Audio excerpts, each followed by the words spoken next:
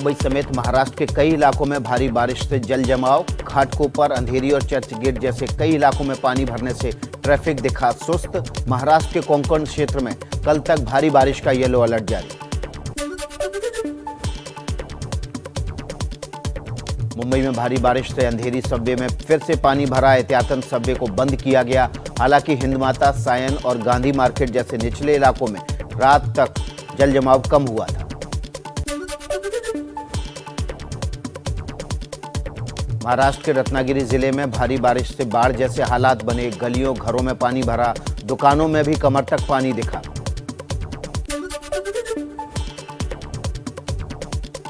बुल्ढाना जिले में मूसलाधार बारिश से सभी नदी और नाले उफान पर। किसानों की ज्यादातर फसलें चौपट। प्रशासन के मुताबिक 2 युवक, 5 जानवरों के बहने की भी सूचना मिली। महाराष्ट्र के परभणी में भी लगातार बारिश ने लोगों की मुसीबत बढ़ाई। जगह जगह भरा पानी। सड़कों पर लोगों की गाड़ियां तक बंद हो गई। यूपी के गोंडा जिले में घाघरा और सरयू नदी का पानी घटा, लेकिन बाढ़ से प्रभावित इलाकों में जमीन का कटाव जारी। डरे सहमे लोग घर छोड़ने को मजबूर।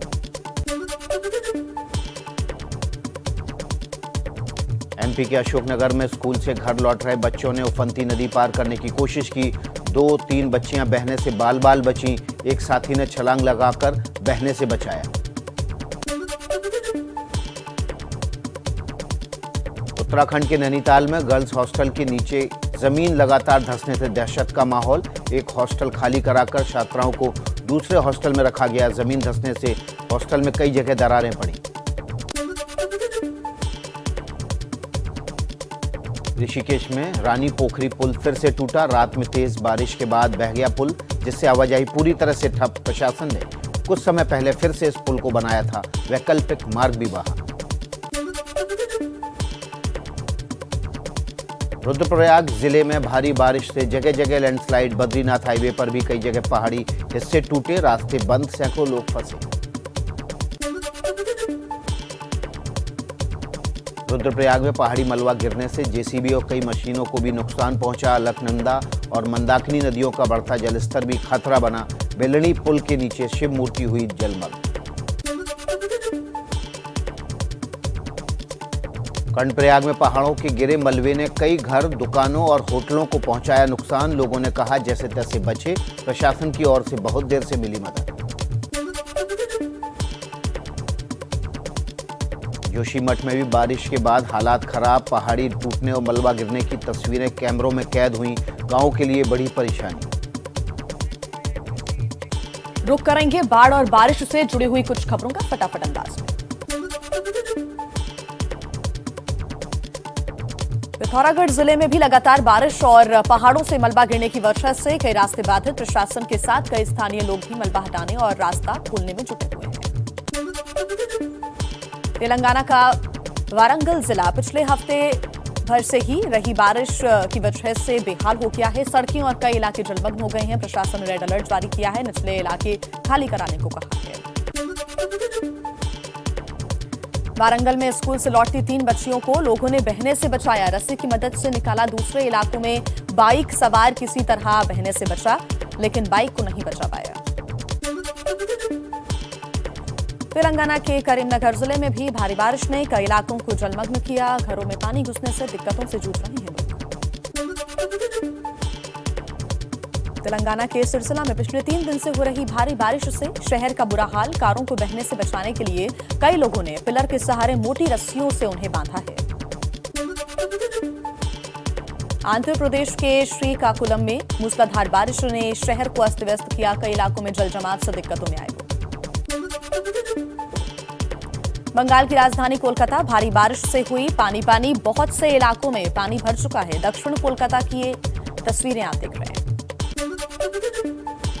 दिल्ली एनसीआर में कल से रुक रुक कर हो रही है बारिश। मौसम विभाग के मुताबिक आज भी कई इलाकों में हल्की बारिश होती रहेगी। फिर कल से 5 से 6 दिन तक तेज बारिश का अनुमान है। मुंबई की मेयर किशोरी पेडनेकर का बड़ा बयान। कहा, कोरोना की तीसरी लहर आने वाली नहीं है बल्कि आ गई है। दूसरी लहर से बहुत कुछ सीखा, लेकिन पाबंदियां लगाने का फैसला राज्य सरकार करेगी। महाराष्ट्र के कैबिनेट मंत्री नितिन राउत बोले, नागपुर में कोरोना की तीसरी लहर आ चुकी है। संक्रमण रोकने के लिए जल्द सख्त पाबंदियों के ऐलान के दिए हैं संकेत। देश में कोरोना के 31,000 से ज्यादा नए मरीज मिले। 24 घंटे में 290 की मौत। केरल में पिछले एक महीने से ज्यादा ये सबसे ज्यादा केस सामने आए हैं। कल एक दिन में करीब 20,000 नए संक्रमित मिले। कोरोना से जूझते रहे केरल के सामने अब निपाह वायरस भी बना बड़ी चुनौती। 12 साल के बच्चे की निपाह से मौत की पुष्टि के बाद पूरे केरल में अलर्ट। कोझिकोड के 11 लोगों में से 3 के सैंपल्स पॉजिटिव मिले।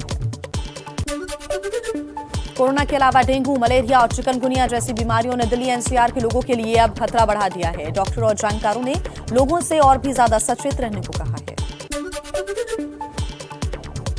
दिल्ली में 100 के पार हुए इस साल डेंगू के कुल मामले। अब तक 124 मामलों की हुई है पुष्टि। इनमें से 72 डेंगू के केस अकेले अगस्त महीने में ही आए हैं सामने। उत्तर प्रदेश के फिरोजाबाद जिले में वायरल बुखार से पिछले 24 घंटे में 2 और लोगों की हुई मौत, जिसके बाद मरने वालों की संख्या बढ़कर अब 54 हो गई है, जबकि बुखार से पीड़ित 428 बच्चों का मेडिकल कॉलेज में इलाज चल रहा है।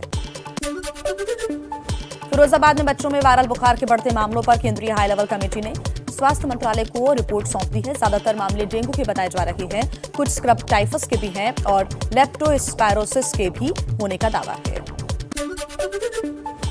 बिहार में वायरल बुखार तेजी से बच्चों को अपनी चपेट में ले रहा है। मुजफ्फरपुर में पिछले 24 घंटे में 100 से ज्यादा बच्चों को वायरल बुखार सामने आया। 225 से ज्यादा बच्चे पहले से ही अस्पतालों में भर्ती हैं। डॉक्टर बोले, पैनिक ना ले लोग।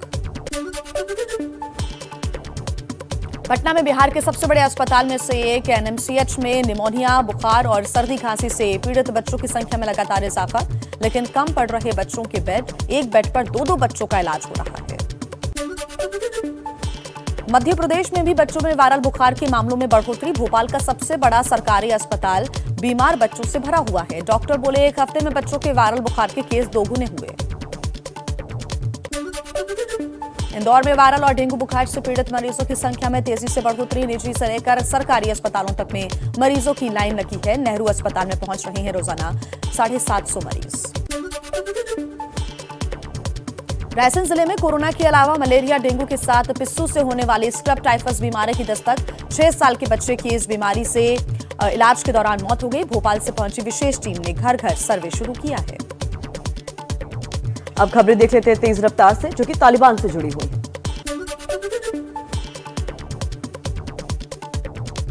अफगानिस्तान में तालिबान की अंतरिम सरकार का ऐलान। मुल्ला हसन अखुंद को प्रधानमंत्री, मुल्ला अब्दुल गनी बरादर और मौलवी अब्दुल सलाम हनाफी को उप प्रधानमंत्री की जिम्मेदारी। कुल 33 मंत्री बनाए गए। अंतरिम सरकार में सिराजुद्दीन हक्कानी को गृह मंत्री, मुल्ला याकूब को रक्षा मंत्री और अमीर मुत्तकी को विदेश मंत्री बनाया गया। मुल्ला हिदायतुल्लाह बद्री को वित्त और नजीबुल्लाह हक्कानी को सूचना प्रसारण मंत्रालय की जिम्मेदारी। किसी भी महिला को कैबिनेट में जगह नहीं। संयुक्त राष्ट्र सुरक्षा परिषद की प्रतिबंध सूची में तालिबान के नए पीएम मुल्ला हसन अखुंद का नाम। गृह मंत्री सिराजुद्दीन हक्कानी भी एफबीआई की वांटेड लिस्ट में शामिल। हक्कानी पर अमेरिका ने रखा है $5 बिलियन का इनाम। तालिबान की सरकार को मान्यता नहीं देगा अमेरिका। राष्ट्रपति जो बाइडेन ने कहा, तालिबान को स्वीकार करना बहुत दूर की बात। अफगानिस्तान में तालिबान सरकार 2.0 की शुरुआत हो चुकी है। 20 साल बाद सत्ता में लौटे तालिबानियों ने मंत्रालयों का बंटवारा तो कर लिया है, लेकिन प्रधानमंत्री का नाम ही संयुक्त राष्ट्र के प्रतिबंधित आतंकियों की लिस्ट में शामिल है। कैसा है तालिबान कैबिनेट, देखिए रिपोर्ट। मुल्ला हसन अखुंद प्रधानमंत्री, Mullah Baradar deputy PM, Abdul Hanafi deputy PM, Sirajuddin Haqqani गृह मंत्री, आमिर खान मुत्तकी विदेश मंत्री।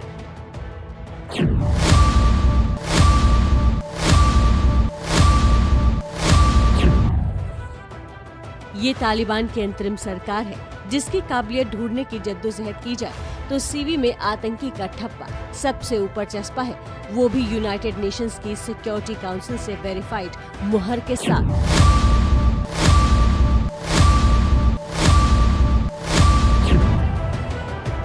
अफगानिस्तान के भविष्य की बागडोर अब जिस तालिबान के हाथ में है, उसका खुद का इतिहास आतंक की कोठरी में गुजरा है। सबसे पहले नजर डालिए तालिबान सरकार के नए प्रधानमंत्री मुल्ला हसन अखुंद पर। हसन अखुंद को यूनाइटेड नेशंस ने प्रतिबंधित आतंकी घोषित किया हुआ है। हसन अखुंद की पहचान कट्टर धार्मिक नेता की है। बामियान में बुद्ध की मूर्तियां तोड़वाने में शामिल रह चुका है। पाकिस्तान के मदरसों में पढ़ाई कर चुका है। पिछली तालिबानी सरकार में डिप्टी पीएम और विदेश मंत्री रह चुका है। दोहा समझौते से लेकर दुनिया भर के मंचों पर तालिबान का चेहरा बन चुके मुल्ला बरादर को भी सरकार में जगह मिली है, लेकिन साथ ही पर भी कतर दिए गए हैं। प्रधानमंत्री पद के लिए बरादर के नाम पर चर्चा थी, लेकिन मुल्ला बरादर नई तालिबान सरकार में डिप्टी पीएम रहेगा। मुल्ला बरादर के साथ अब्दुल सनाम हनाफी को भी डिप्टी पीएम बनाया गया है। तालिबान का उदार चेहरा होने की कीमत मुल्ला बरादर को चुकानी पड़ी, तो कट्टर चेहरों की बड़े पर्दे पर ताजपोशी हुई, जिसमें सबसे बड़ा नाम है हक्कानी नेटवर्क के सरगना सिराजुद्दीन हक्कानी का। हक्कानी नेटवर्क के प्रमुख को अफगानिस्तान का गृह मंत्री बनाया गया है। सिराजुद्दीन को अमेरिका ने मोस्ट वांटेड आतंकी घोषित किया हुआ है। अमेरिका ने सिराजुद्दीन पर 37 करोड़ रुपए का इनाम रखा है। अफगानिस्तान में कई हाई प्रोफाइल हमलों को अंजाम दे चुका है। 2008 में काबुल स्थित भारतीय दूतावास पर भी हमला हो चुका है। पाकिस्तान की खुफिया एजेंसी ISI का एजेंट है। सिराजुद्दीन के अलावा हक्कानी नेटवर्क के 3 और आतंकियों को कैबिनेट अहम महकमे की जिम्मेदारी सौंपी गई है। आतंकी अब्दुल बकी हक्कानी को हायर एजुकेशन मिनिस्टर, आतंकी नजीबुल्लाह हक्कानी को संचार मंत्री और आतंकी खलील उल रहमान हक्कानी को शरणार्थी बनाया गया है। तालिबान के फाउंडर मुल्ला उमर के बेटे को भी अंतरिम सरकार में जगह मिली है। मुल्ला मोहम्मद याकूब अफगानिस्तान का नया रक्षा मंत्री होगा। याकूब तालिबान के सैन्य अभियानों का चीफ है। तालिबान के आतंकी हमलों की अगुवाई भी करता है। काबुल पर कब्जे के बाद तालिबान समावेशी सरकार का राग अलापता रहा, लेकिन नई सरकार में हामिद करजई और डॉक्टर अब्दुल्ला जैसे नेताओं को जगह नहीं मिली। साथ ही दूसरे कबीलाई समुदाय भी कैबिनेट में नदारद रहे। 33 मंत्रियों में 30 पश्तून हैं, 2 ताजिक और 1 उज़्बेक मूल से है। महिलाओं और युवाओं को कैबिनेट में जगह नहीं दी गई है। सबसे बड़े अल्पसंख्यक समुदाय हाजरा को कैबिनेट में जगह नहीं दी गई। दुनिया भर में कट्टरपंथी संगठन नए तालिबान का राग अलाप कर तालिबान की तरफदारी में जुटे थे, लेकिन नई सरकार के गठन में ही तालिबान ने साफ कर दिया है, अफगानिस्तान में फिर 20 साल पुराना राज लौट रहा है और सरकार उसी का ट्रेलर है। बिल्कुल, तो ये कह सकते हैं कि कैबिनेट मंत्रियों की लिस्ट तो आ गई है, लेकिन इनका रुख कैसा रहता है आगे ये भी देखना होगा। जानकारी ले लेते हैं, हमारे साथ हमारे संवाददाता प्रणय उपाध्याय जुड़ गए हैं। प्रणय, अब कैबिनेट में मंत्रियों की लिस्ट तो सामने आ गई है, देखना होगा कि अफगानिस्तान के लोगों के लिए इनका रुख कैसा रहता है। हालांकि उम्मीदें ज्यादा नहीं कर सकते, क्योंकि इसमें कई ऐसे नाम हैं जो कि मोस्ट वांटेड टेररिस्ट की श्रेणी में आते हैं। देखिए, इसने पूरी दुनिया के लिए एक बहुत बड़ी चुनौती खड़ी कर दी है। अफगानिस्तान के लोगों के लिए तो खैर ये एक बदलाव है ही सही, लेकिन पूरी दुनिया के लिए सबसे बड़ी चुनौती इसलिए है क्योंकि दुनिया में इससे पहले कभी ऐसा नहीं हुआ कि अंतर्राष्ट्रीय पाबंदियों या प्रतिबंधों की व्यवस्था शीर्षासन करती हुई नजर आए, क्योंकि ये व्यवस्था बनाई गई है नॉन स्टेट एक्टर्स को रोकने के लिए। लेकिन अगर नॉन स्टेट एक्टर्स ही स्टेट एक्टर्स बन जाए तो किस तरीके से उनसे डील किया जाए, क्योंकि ये वो लोग हैं जो कि प्रतिबंधित सूची के अंदर हैं। उसके बाद क्या इनकी डीलिस्टिंग होती है, क्या इन्हें बाहर निकाला जाता है या इन्हें कुछ समय के लिए रियायत दी जाती है, क्योंकि स्थानिक ज़ाई या अब्दुल गनी बरादर जैसे लोग, ये 14 लोगों की जो टीम दोहा में वार्ताएं कर रही थी, उसको रियायतें दी गई थी ट्रैवल बैन से, लेकिन वो मियाद खत्म हो रही है 22 सितंबर को। उससे पहले यूएन को इस बारे में फैसला करना होगा, तो संयुक्त राष्ट्र सुरक्षा परिषद और पूरी वैश्विक व्यवस्था को इसके बारे में फैसला करना होगा। दूसरी सबसे बड़ी बात है कि नेशनल रेजिस्टेंस फोर्स ने यह बयान जारी किया है। उसने कहा है कि वो वैकल्पिक सरकार बनाने के बारे में जल्दी ही ऐलान करने जा रहा है। इसके अलावा उसने दुनिया के अन्य देशों से, सभी वैश्विक संगठनों से और क्षेत्रीय संगठनों जैसे सार्क हैं या SCO हैं, इनसे भी अपील की है कि वो तालिबान की सरकार को मान्यता देने में फिलहाल कोई जल्दबाजी न करे। तो ऐसे में ये कहानी अभी खत्म नहीं कही जा सकती है, या इसमें अभी पेंच आ सकता है। पेंच इस लिहाज से आ सकता है कि अगर यूएन में एक पैरेलल गवर्नमेंट अपना दावा पेश करती है, वो ये कहती है कि वो सरकार अभी भी है, काम कर रही है, मुल्ला सालेह अगर उपराष्ट्रपति से राष्ट्रपति बन गए हैं, या वो अपनी एक अलग लिस्ट दे देती है, तो यूएन के सामने दो लिस्ट होंगी, एक तालिबान की सरकार की भेजी हुई और एक दूसरी वैकल्पिक सरकार की भेजी हुई। और ऐसे में यूएन को या यूनाइटेड नेशन जनरल असेंबली को इस बारे में फैसला करना होगा कि वो किसे मान्यता देना चाहते हैं और अफगानिस्तान की जो सीट है वो किसके पास जाएगी। तो ये तमाम पेचीदा मामले हैं जिनके बारे में अभी दुनिया को फैसला करना होगा, खास तौर पर जो अन्य देश हैं। और अगर ऐसा नहीं होता है तो इसमें मामला फंसेगा ह्यूमैनिटेरियन एड को लेकर, बाकी चीजों को लेकर जो अफगानिस्तान को मदद की जरूरत है। तो अभी बहुत सारी चीजें तय होना बाकी है। बहुत शुक्रिया प्रणय। तो प्रणय को आप सुन रहे थे, जो कि तालिबान कैबिनेट 2.0 को लेकर बेहद महत्वपूर्ण जानकारी आपसे साझा कर रहे थे। तालिबान सरकार की चर्चा शुरू हुई तो मुल्ला बरादर का नाम सबसे आगे चल रहा था। कयास लगाए जा रहे थे कि बरादर अफगानिस्तान का नया राष्ट्रपति बनाया जा सकता है, लेकिन आखिर बरादर पिछड़ा कैसे? क्या इसके पीछे पाकिस्तान का हाथ है? अंतरिम सरकार के ऐलान से पहले मुल्ला बरादर ही तालिबानी राज में सरकार का मुखिया माना जाता था। तालिबान ने भी उसे ऐसे ही पेश किया, लेकिन खेल कुछ ऐसा बिगड़ा कि कुर्सी पर बैठने से पहले ही बरादर की कुर्सी खिसक गई और अब वो प्रधानमंत्री का डिप्टी बनकर रह गया। बरादर की कुर्सी जाने के पीछे जो बड़ा कारण माना जा रहा है वो है पाकिस्तान की बदनाम खुफिया agency ISI। Pakistani ISI chief के काबुल दौरे ने अफगानिस्तान में नई सरकार बनाने के समीकरणों को भी खासा उलझा दिया। सरकार की फहरिस्त में कई नाम नए जुड़ने लगे। इतना ही नहीं, अब्दुल गनी बरादर, जो कि नई सरकार के लगभग मुखिया माने जा रहे थे, मीडिया की अटकलों में उनके नाम पर भी सवाल उठने लगे। ISI प्रमुख के काबुल दौरे के बाद ही मुल्ला बरादर के राष्ट्रपति की रेस से बाहर होने के संकेत मिलने लगे थे। चूंकि बरादर तालिबान का एक जाना पहचाना नाम है, इसलिए उसे लिस्ट से बाहर करते ही बगावत का खतरा था। यही वजह है कि बरादर को हटाए जाने के फैसले में तालिबान का सुप्रीम कमांडर भी शामिल हुआ। काबुल में ISI प्रमुख तालिबान नेताओं से गुपचुप ढंग से मिला।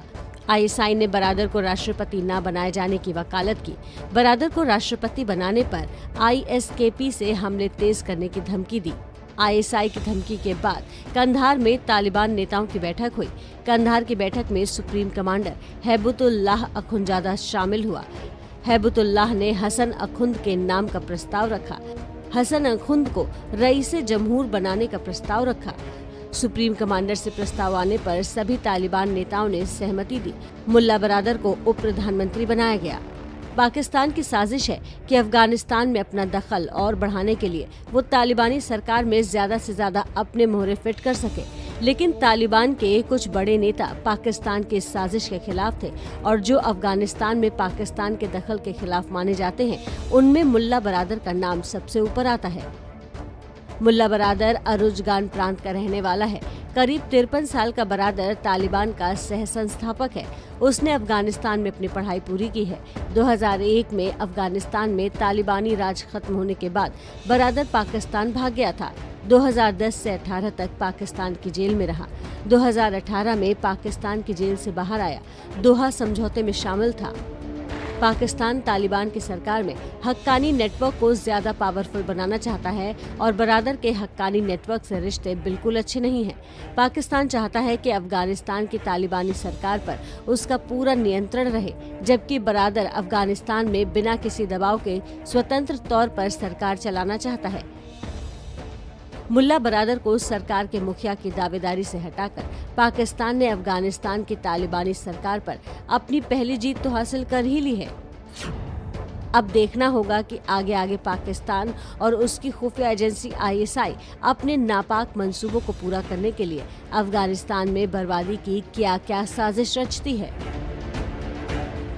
टीम इंडिया इंग्लैंड में है और आखिरी टेस्ट अभी बाकी है, लेकिन आज से टीम इंडिया का मिशन विश्व कप भी शुरू हो जाएगा, जिसके लिए आज सिलेक्टर्स मुंबई में माथापच्ची करने बैठेंगे। विराट कोहली की टीम इंडिया में T20 वर्ल्ड कप जीतने का दमखम कूट कूट कर भरा है। खत्म होगा 14 साल का वनवास। T20 विश्व कप में फिर लहराएगा परचम। टेस्ट के बाद विराट का मिशन T20 शुरू। अक्टूबर में T20 विश्व कप का महाकुंभ शुरू होने वाला है। मेजबान भारत है, लेकिन कोरोना की वजह से आयोजन UAE में होगा। साल 2007 में पहली और आखिरी बार टीम इंडिया ने T20 विश्व कप जीता था। कप्तान विराट के सामने 14 साल के वनवास को खत्म करने की चुनौती होगी और इस मिशन को अंजाम देने के लिए 8 खिलाड़ियों का चयन होगा। कुछ खिलाड़ियों की जगह पक्की नजर आ रही है। उनमें कप्तान विराट कोहली, उप कप्तान रोहित शर्मा, KL राहुल, सूर्य कुमार यादव, ऋषभ पंत, हार्दिक पांड्या, रविंद्र जडेजा, जसप्रीत बुमराह, युजवेंद्र चहल, मोहम्मद शमी और भुवनेश्वर कुमार का नाम शामिल है। लेकिन 15 में से 4 जगहों के लिए अब भी कई खिलाड़ी दावेदार हैं, जिनमें शिखर धवन, पृथ्वी शॉ, श्रेयस अय्यर, ईशान किशन, राहुल चाहर, दीपक चाहर, शार्दुल ठाकुर, नटराजन, वरुण चक्रवर्ती, मोहम्मद सिराज और कुणाल पांड्या का नाम शामिल है। कोरोना को ध्यान में रखते हुए 15 खिलाड़ियों के साथ 3 बैक खिलाड़ियों का चयन भी होगा। चयन समिति आज दोपहर टीम इंडिया के स्क्वाड के लिए माथापच्ची करेगी। कप्तान कोहली और कोच रवि शास्त्री इंग्लैंड से वीडियो कॉन्फ्रेंसिंग के जरिए चर्चा में जुड़ेंगे। दरअसल कल गुरु पूरब के मौके पर स्वर्ण मंदिर को खूबसूरती के साथ सजाया गया और साथ ही आतिशबाजी भी की गई। ये तस्वीरें जो आप देख रहे हैं हरमंदिर साहिब में श्री गुरु ग्रंथ साहिब के पहले प्रकाश उत्सव के दौरान की है।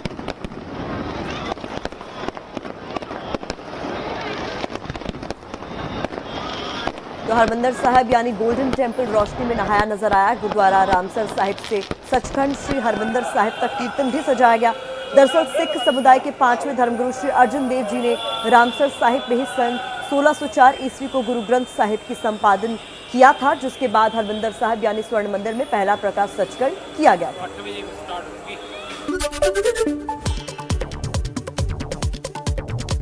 महाराष्ट्र में बढ़ते कोरोना मामलों के बीच कैबिनेट मंत्री नितिन राउत का बड़ा बयान। नागपुर में कहा, कोरोना की तीसरी लहर की हुई शुरुआत, संक्रमण रोकने के लिए जल्द सख्त पाबंदियों के ऐलान के संकेत दिए। मुंबई की मेयर किशोरी पेडनेकर ने भी दावा किया, कहा कोरोना की तीसरी लहर आने वाली नहीं है बल्कि आ गई है। दूसरी लहर से बहुत कुछ सीखा, लेकिन पाबंदियां लगाने का फैसला राज्य सरकार करेगी। देश में कोरोना के 31,000 से ज्यादा नए मरीज मिले। 24 घंटे में 290 लोगों की मौत। केरल में पिछले 1 महीने से देश में सबसे ज्यादा केस।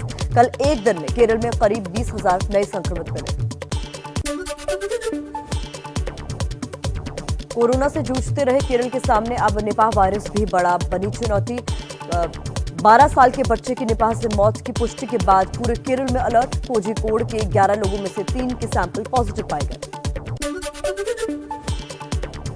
कोरोना के अलावा डेंगू, मलेरिया और चिकनगुनिया जैसी बीमारियों ने दिल्ली NCR के लोगों के लिए खतरा बढ़ाया। डॉक्टर और जानकारों ने लोगों से और भी ज्यादा सचेत रहने को कहा। दिल्ली में 100 के पार हुए इस साल डेंगू के कुल केस। अब तक 124 मामलों की पुष्टि। इनमें से 72 डेंगू के केस अकेले अगस्त महीने में ही आए। यूपी के फिरोजाबाद जिले में वायरल बुखार से पिछले 24 घंटे में 2 और लोगों की मौत, जिसके बाद मरने वालों की संख्या बढ़कर 54 हुई, जबकि बुखार से पीड़ित 428 बच्चों का मेडिकल कॉलेज में इलाज चल रहा है।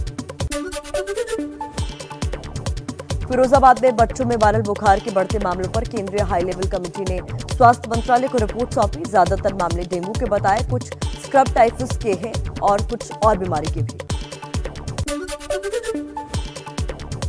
आगरा और प्रयागराज में डेंगू के बढ़ते मरीज। आगरा में अब तक 27 और प्रयागराज में 14 डेंगू के मरीज सामने आए। स्वास्थ्य विभाग की टीमें घर घर सर्वे में जुटी। दवा का भी छिड़काव किया गया। बरेली में मलेरिया के करीब 1500 मरीज। एक बच्चे की मौत भी हुई। जिला अस्पताल में रोजाना 4000 से ज्यादा मरीज इलाज के लिए पहुंच रहे हैं। सभी स्वास्थ्य केंद्रों पर फीवर डेस्क बनाए गए। बिहार में वायरल बुखार तेजी से बच्चों को अपनी जद में ले रहा है। मुजफ्फरपुर में पिछले 24 घंटे में 100 से ज्यादा बच्चों को वायरल। 250 बच्चे पहले से ही अस्पताल में भर्ती। डॉक्टर बोले, पैनिक न करें लोग। पटना में बिहार के सबसे बड़े अस्पतालों में से एक NMCH में निमोनिया, बुखार और सर्दी खांसी से पीड़ित बच्चों की संख्या में लगातार इजाफा, लेकिन कम पड़ रहे हैं बच्चों के लिए बेड। एक बेड पर 2-2 बच्चों का हो रहा है इलाज। मध्य प्रदेश में भी बच्चों में वायरल बुखार के मामलों में बढ़ोतरी। भोपाल का सबसे बड़ा सरकारी अस्पताल बीमार बच्चों से भरा। डॉक्टर बोले, एक हफ्ते में बच्चों के वायरल बुखार के केस दुगने हुए। इंदौर में वायरल और डेंगू बुखार से पीड़ित मरीजों की संख्या में तेजी से बढ़ोतरी। निजी से लेकर सरकारी अस्पतालों तक में मरीजों की लाइन। नेहरू अस्पताल में पहुंच रहे हैं रोजाना 750 मरीज। रायसेन जिले में कोरोना के अलावा मलेरिया, डेंगू के साथ पिस्सू से होने वाली स्क्रब टाइफस बीमारी की दस्तक। 6 साल के बच्चे की इस बीमारी से इलाज के दौरान मौत। भोपाल से पहुंची विशेष टीम ने घर घर में सर्वे शुरू किया। जबलपुर में डेंगू, मलेरिया और चिकनगुनिया के मरीजों से भरे अस्पताल। यहां भी मरीजों में सबसे ज्यादा बच्चे। कोविड से जुड़ी टीमों को भी डेंगू मलेरिया से निपटने की कलेक्टर ने जिम्मेदारी सौंपी। सीहोर जिले में वायरल बुखार और मलेरिया के साथ डेंगू के मामलों ने तेजी पकड़ी। अस्पतालों में मरीजों की लंबी कतारें। संदिग्ध मामलों वाले गांवों में प्रशासन दवा के छिड़काव में जुटी। चलिए कुछ और खबरों का रुख कर लेते हैं फटाफट अंदाज में।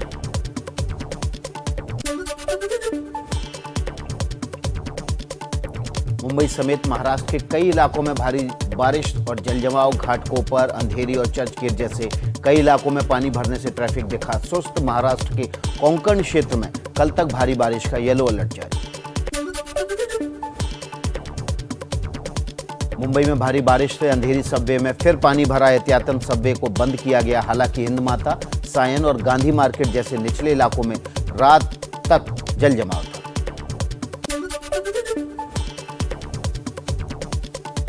महाराष्ट्र के रत्नागिरी जिले में भारी बारिश से बाढ़ जैसे हालात बने। गलियों और घरों में पानी भरा। दुकानों में भी कमर तक पानी दिखाई दिया। बुल्ढाना जिले में मूसलाधार बारिश से सभी नदियों नाले उफान पर। किसानों की ज्यादातर फसलें चौपट। प्रशासन के मुताबिक 2 युवक और 5 जानवरों के बहने की भी सूचना मिली। महाराष्ट्र के परभणी में भी लगातार बारिश ने लोगों की मुसीबत बढ़ाई। जगह जगह पानी भरा। सड़कों पर लोगों की गाड़ियां तक बंद हो गई। यूपी के गोंडा जिले में घाघरा और सरयू नदी का पानी घटा, लेकिन बाढ़ से प्रभावित इलाकों में जमीन का कटाव जारी। डरे सहमे लोग घर छोड़ने को मजबूर। एमपी के अशोकनगर में स्कूल से घर लौट रहे बच्चों ने फंती नदी पार करने की कोशिश की। 2 से 3 बच्चियां बहने से बाल बाल बची। एक साथी ने छलांग लगाकर बहने से बचाया। उत्तराखंड के नैनीताल में गर्ल्स हॉस्टल के नीचे की जमीन लगातार धंसने से दहशत का माहौल। एक हॉस्टल खाली कराकर छात्राओं को दूसरे हॉस्टल में रखा गया। जमीन धंसने से हॉस्टल में कई जगह दरारें पड़ी। ऋषिकेश में रानी पोखरी पुल फिर से टूटा। रात में तेज बारिश के बाद बह गया पुल, जिससे आवाजाही पूरी तरह से ठप। प्रशासन कुछ समय पहले बनाया पुल भी बहा, वैकल्पिक मार्ग भी बहा। रुद्रप्रयाग जिले में भारी बारिश से जगह जगह लैंडस्लाइड। बद्रीनाथ हाईवे पर भी कई जगह पहाड़ी हिस्से टूटे। रास्ते बंद, सैकड़ों लोग फंसे। रुद्रप्रयाग में पहाड़ी मलबा गिरने से जेसीबी और कई मशीनों को भी पहुंचा नुकसान। अलकनंदा और मंदाकिनी नदियों का बढ़ता जलस्तर भी खतरा बना। बेलनी पुल के नीचे शिव मूर्ति पर हुई जलमग्न। कर्णप्रयाग में पहाड़ों से गिरे मलबे ने कई घर, दुकानों और होटलों को पहुंचाया नुकसान। लोगों ने कहा जैसे तैसे बचे। प्रशासन की ओर से बहुत देर से मिली मदद। जोशीमठ में भी बारिश के बाद लगातार खराब हालात। पहाड़ी टूटने और मलबा गिरने की तस्वीरें कैमरे में कैद। कई गांवों के लिए परेशानी बढ़ी।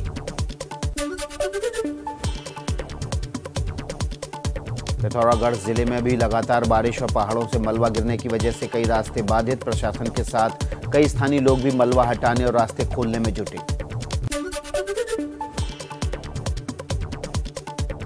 तेलंगाना का वारंगल जिला, जिस पिछले हफ्ते भर से हो रही बारिश की वजह से बेहाल। सड़कें और कई इलाके जलमग्न। प्रशासन ने रेड अलर्ट जारी किया। निचले इलाके खाली कराने को कहा। वारंगल में स्कूल से लौटती 3 बच्चियों को लोगों ने बहने से बचाया। रस्सी की मदद से निकाला। दूसरे इलाकों में बाइक सवार किसी तरह बहने से बचा, लेकिन बाइक को नहीं बचा पाया। तेलंगाना के करीमनगर जिले में भी भारी बारिश से कई इलाकों को जलमग्न किया। घरों में पानी घुसने से दिक्कतों से जूझ रहे हैं लोग। तेलंगाना के सिरसिला में पिछले 3 दिन से हो रही भारी बारिश, शहर का बुरा हाल। कारों को बहने से बचाने के लिए कई लोगों ने पिलर के सहारे मोटी रस्सियों से उन्हें बांधा। आंध्र प्रदेश के श्रीकाकुलम में मूसलाधार बारिश ने शहर को अस्त व्यस्त किया। कई इलाकों में जल जमाव से दिक्कतों में आए लोग। बंगाल की राजधानी कोलकाता, भारी बारिश से हुई पानी पानी, बहुत से इलाकों में पानी भरा। दक्षिण कोलकाता की ये तस्वीरें।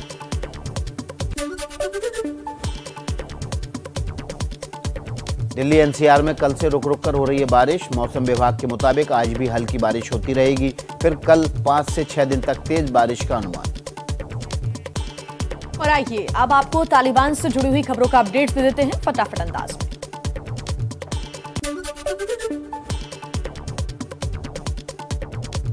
अफगानिस्तान में तालिबान की अंतरिम सरकार का हुआ ऐलान। मुल्ला हसन अखुंद को प्रधानमंत्री, मुल्ला अब्दुल गनी बरादर और मौलवी अब्दुल सलाम हनाफी को उप प्रधानमंत्री की जिम्मेदारी मिली। कुल 33 मंत्री बनाए गए हैं। अंतरिम सरकार में सिराजुद्दीन हक्कानी को गृह मंत्री, मुल्ला याकूब को रक्षा मंत्री और अमीर मुतक्की को विदेश मंत्री बनाया गया है। मुल्ला हिदायतुल्लाह बद्री को वित्त और नजीबुल्लाह हक्कानी को सूचना प्रसारण मंत्रालय की जिम्मेदारी मिली है। किसी भी महिला को जगह नहीं मिली। संयुक्त राष्ट्र सुरक्षा परिषद की प्रतिबंध सूची में तालिबान के नए पीएम मुल्ला हसन अखुंद का नाम है। गृह मंत्री सिराजुद्दीन हक्कानी भी एफबीआई की वांटेड लिस्ट में शामिल है। हक्कानी पर अमेरिका ने रखा है $5 मिलियन का इनाम। तालिबान की सरकार को मान्यता नहीं देगा अमेरिका। राष्ट्रपति जो बाइडेन ने कहा, तालिबान को स्वीकार करना बहुत दूर की बात। अफगानिस्तान में तालिबान की नई सरकार पर रूस का बड़ा बयान, कहा अभी मान्यता देने पर फैसला नहीं किया। काबुल में विरोध से डरा तालिबान, पाकिस्तान के खिलाफ प्रदर्शन कर रहे लोगों पर फायरिंग की। पंजशीर की जंग में पाकिस्तान के शामिल होने पर अफगानों में जबरदस्त नाराजगी। काबुल में पाकिस्तान के खिलाफ जोरदार प्रदर्शन, आजादी की मांग को लेकर सड़कों पर उतरे लोग। 100 से ज्यादा महिलाएं भी प्रदर्शन में हुई शामिल। काबुल में पाक दूतावास के सामने भी महिलाओं का प्रदर्शन, पाकिस्तान मुर्दाबाद के लगाए नारे। विरोध से बौखलाए तालिबानियों ने महिलाओं को कोड़ों से पीटा। काबुल में प्रदर्शन की कवरेज के दौरान गिरफ्तार तुलु न्यूज के कैमरा पर्सन को तालिबान ने छोड़ा, कैमरा भी लौटा दिया है। अफगानिस्तान में कई शहरों में पाकिस्तान के खिलाफ जोरदार प्रदर्शन हो रहा है। हेरात में तालिबानियों की फायरिंग में 2 प्रदर्शनकारियों की हुई मौत, 8 लोग हुए हैं घायल। तालिबान ने प्रदर्शनकारियों को नियम कायदे में रहने की चेतावनी दी है। कहा है कि प्रदर्शन विदेशों से प्रायोजित है। हमारे पास प्रदर्शनकारियों से निपटने के लिए ट्रेंड पुलिस नहीं है। तालिबान ने अफगानिस्तान को भी सीपेक में शामिल करने की मांग की है। सीपेक चीन पाकिस्तान के बीच इकोनॉमिक कॉरिडोर है। पंजशीर में नॉर्दर्न अलायंस का नरसंहार का दावा, कहा पाकिस्तानी सेना नागरिकों का कत्लेआम कर रही है। पंजशीर के बड़कुल में आम लोगों के घरों को बनाया जा रहा है निशाना। पंजशीर में तालिबान और एनआरएफ के बीच जारी लड़ाई के बीच तालिबान ने अहमद मसूद के मीडिया बयानों पर बैन लगाया। नेशनल रेजिस्टेंस फ्रंट के नेता हैं अहमद मसूद। अफगानिस्तान से भारत लाए गए नागरिक अब घर लौट रहे हैं। काबुल से आने के बाद उन्हें आईटीबीपी के कैंप में क्वारंटीन पर रखा गया था। आज सुबह 11 बजे केंद्रीय कैबिनेट की बैठक। सूत्रों के हवाले से खबर, टेलीकॉम और टेक्सटाइल सेक्टर के लिए राहत पैकेज को मिल सकती है मंजूरी। लखनऊ में प्रबुद्ध सम्मेलन के दौरान बीएसपी प्रमुख मायावती ने भरी हुंकार, कहा 2007 की तरह ब्राह्मण समाज अगर साथ हो तो बीएसपी की ही सरकार बनेगी। समाजवादी पार्टी और बीजेपी को जातिवादी और पूंजीपतियों की पार्टी बताया। प्रबुद्ध सम्मेलन में बीएसपी महासचिव सतीश चंद्र मिश्रा ने मायावती को गणेश की मूर्ति भेंट की है। सतीश मिश्रा की पत्नी कल्पना ने त्रिशूल दिया। लखनऊ में आयोजित बीएसपी के प्रबुद्ध सम्मेलन के समापन कार्यक्रम में कार्यकर्ताओं ने लगाए हर हर महादेव के नारे। एआईएमआईएम प्रमुख असदुद्दीन ओवैसी के मिशन उत्तर प्रदेश का दूसरा दिन आज सुल्तानपुर में जनसभा को संबोधित करेंगे। अयोध्या में बीजेपी पर साधा निशाना, कहा बीजेपी को फैजाबाद के नाम से जलन क्यों। अशफाकुल्लाह खान को फैजाबाद जेल में दी गई थी फांसी।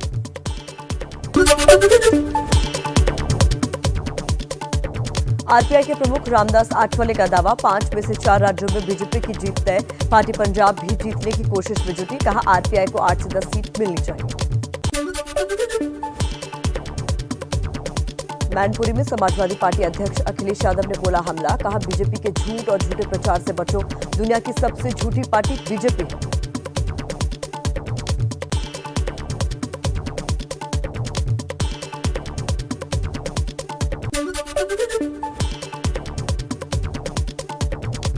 कांग्रेस का मिशन यूपी, पार्टी महासचिव प्रियंका गांधी 10 और 11 सितंबर को लखनऊ में रहेंगी। प्रदेश चुनाव समिति और सलाहकार समिति के साथ बैठक करेंगी।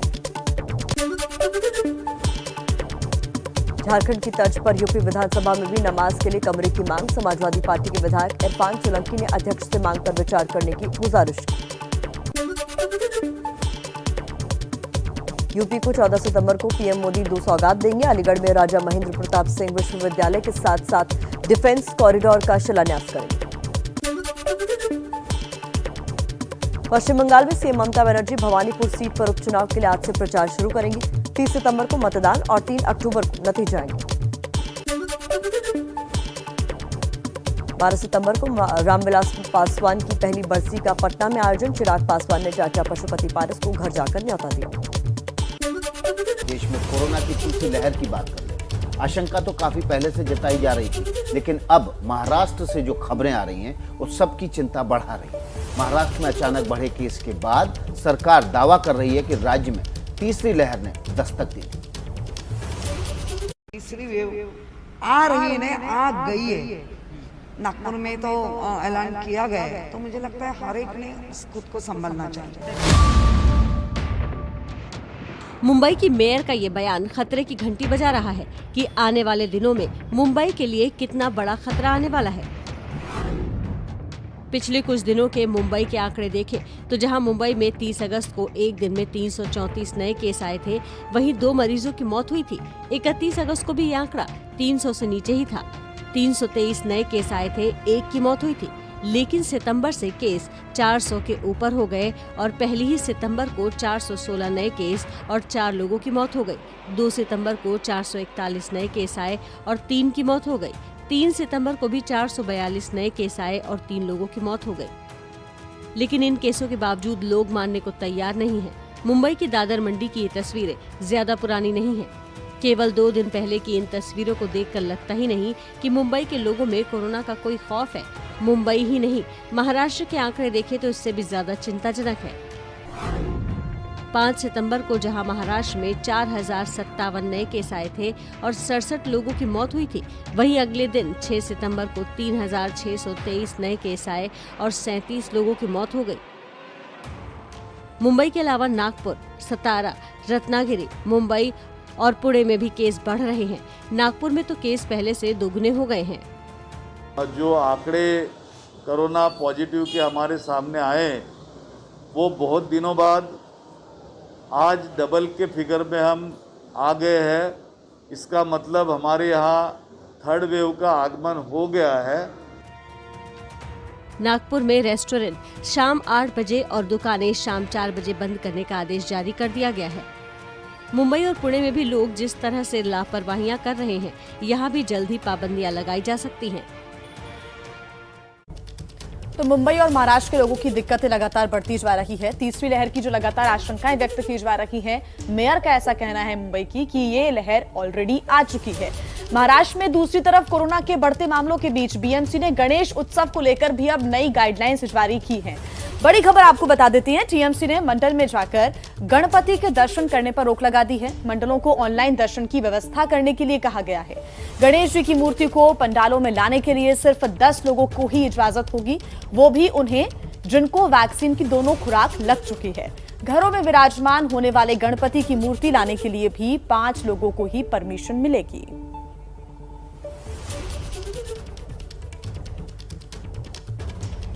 और ये नई गाइडलाइंस जारी की गई हैं, इस पर ज्यादा अपडेट्स हम ले लेते हैं। मुंबई से हमारे संवाददाता रौनक हमारे साथ जुड़ गए हैं। रौनक, एक तरफ तो मुंबई ऐसा पहला शहर बन गया है पूरे देश में जहां पर सबसे ज्यादा वैक्सीनेशन हुआ, लेकिन दूसरी तरफ लगातार जो मामले कोरोना से ग्रसित लोगों के आ रहे हैं वो भी नंबर 1 मुंबई को बनाते हैं। ऐसे में नई गाइडलाइंस अब जारी की गई हैं ताकि गणेश उत्सव के दौरान ज्यादा भीड़ इकट्ठी ना हो।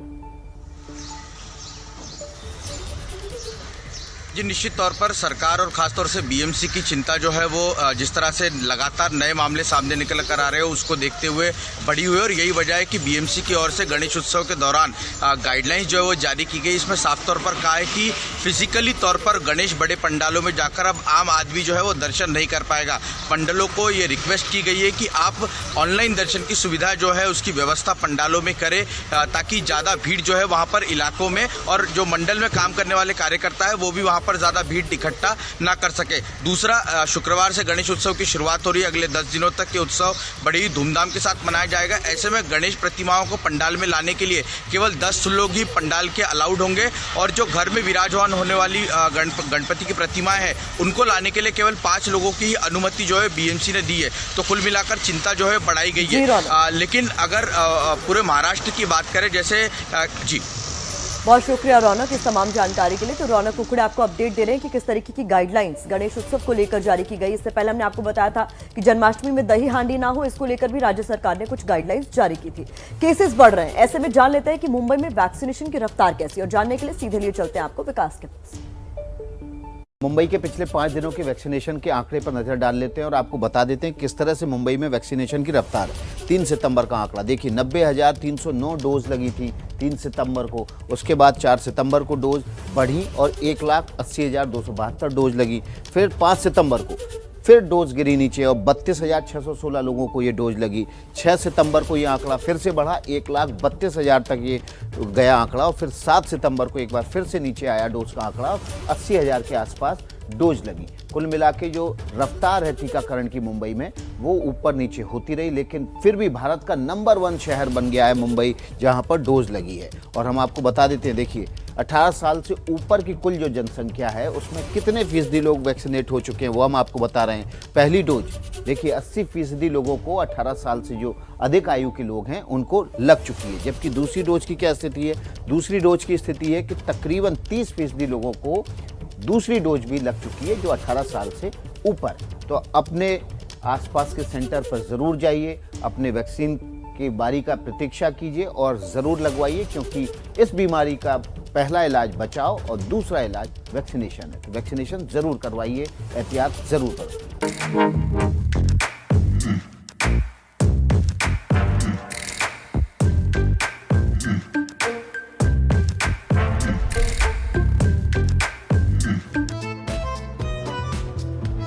नमस्ते Bharat, good morning India.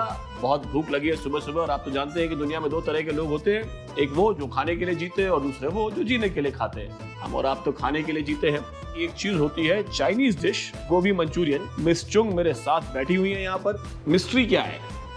Actually China में गोभी मंचूरियन नहीं होता है और यहाँ के लोग बहुत मसालादार खाते हैं, इसलिए हमने मॉडिफाई किया है। So it's a mix of south Indian plus Chinese. Yes. अच्छा, अपने बारे में बताइए मिस चुंग कि आप कब से आप बैंगलोर आए, कितना पुराना आपका रेस्टोरेंट है? हमारा रेस्टोरेंट 30 बरस से ज़्यादा हो गया अभी। हम कैलकाटा से आए हैं। तो आपके पेरेंट्स वगैरह चाइना से कैलकाटा आए थे ड्यूरिंग द रेवोल्यूशन? यस। अच्छा, ये बताइए कि गोभी मंचूरियन के अलावा आप हमको और क्या खिलाएंगी चाइनीज में? अच्छा, लाइक चिकन यांगमेन, इट्स अ नूडल। किस तरह का होता है देखने में, या बनाए चल के किचन? हाँ जी, चलिए फिर बनाते हैं और खाते हैं।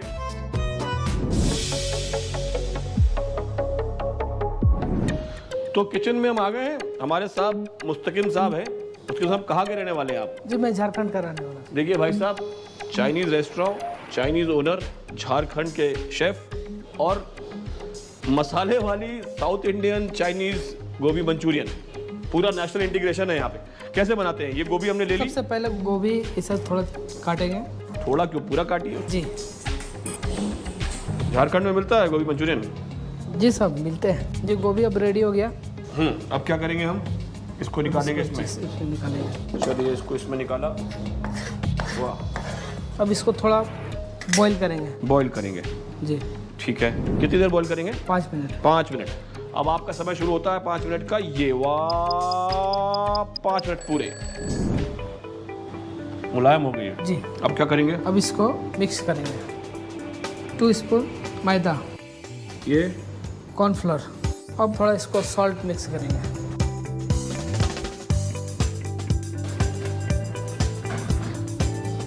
इसी से वो कुरकुरापन आता है जी है ना, जो करारापन आता है, क्रिस्पी जो होती है जी, वो इसी से होती है। अब क्या करेंगे इसको हम? अब इसको डीप फ्राई करेंगे। चलिए डीप फ्राई किया जाए। थोड़ा थोड़ा करके डालेंगे।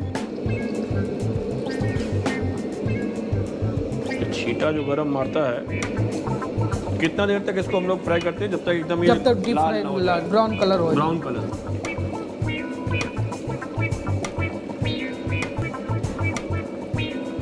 अब थोड़ा कढ़ाई गरम करेंगे, थोड़ा ऑयल डालेंगे। खतरनाक है, डेंजरस है। अब इसको हम डालेंगे, प्याज डालेंगे, उसके बाद ये सब डालेंगे। गार्लिक है, जिंजर है और कीमा चिल्ली है। कीमा चिल्ली क्या होता है? चिल्ली को चॉप किया है। अच्छा, थोड़ा देर फ्राई करेंगे।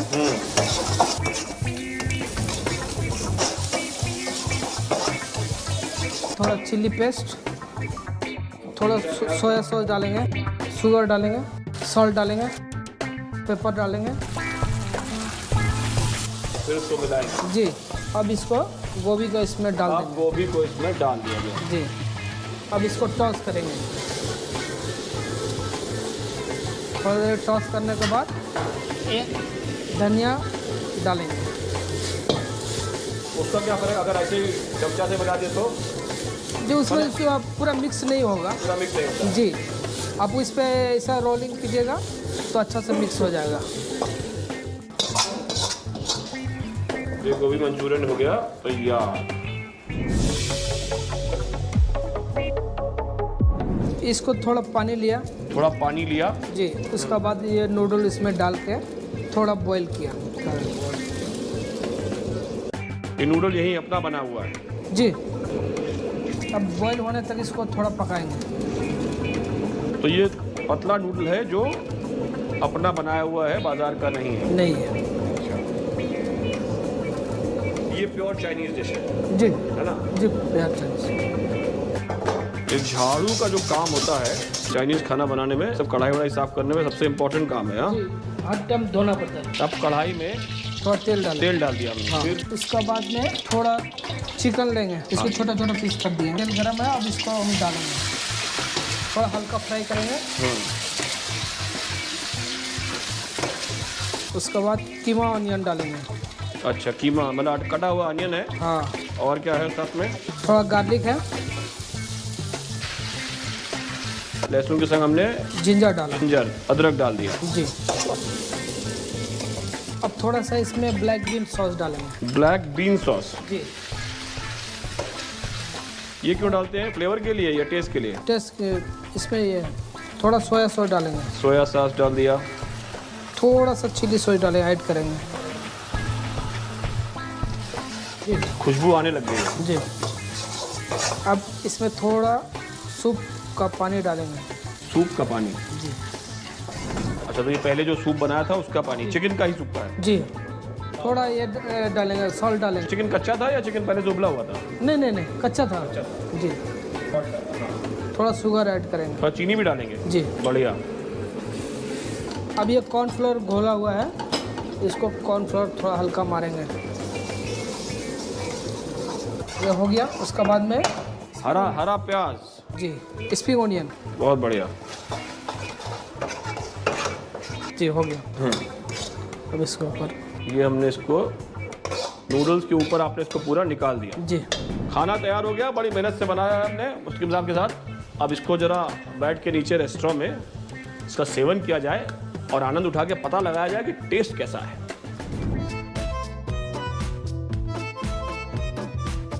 मिस्टर खाना हमारे पास आ गया है। गोभी मंचूरियन जो हमने बनाया मुस्तकिन के मदद से, और ये जो है क्या कैसे बुलाते हैं? चाजंग मिन। हाँ। ओके, चिकन चाजंग मिन। अच्छा, ये जो आपने मुझे 2 स्टिक्स दे दी है, देखिए मैं हिंदुस्तानी आदमी हूँ।